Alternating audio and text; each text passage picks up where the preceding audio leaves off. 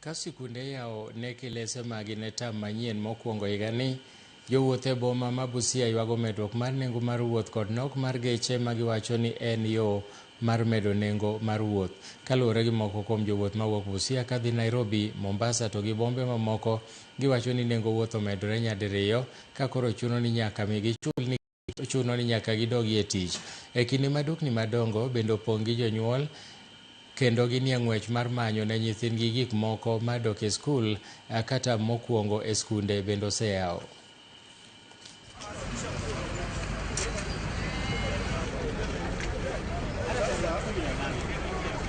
Fika hapa na niende Nairobi nikapata magari ziko chache lakini bei nayo ndio iko juu. Sikutarajia ishafika 25 hadi saa hii. Jona normal day tunaweza lipata 1,000.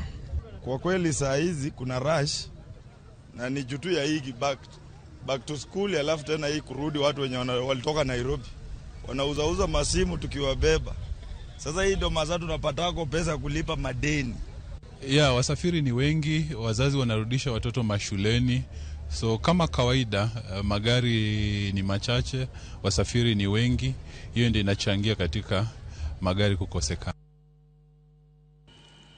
Moko kuom jotelo mawuok e duond bura mar ODM e kaunti ma Kilifi koro dwaro mondo mi jotend ODM owe duokore e lela ka giwacho ni mano kelo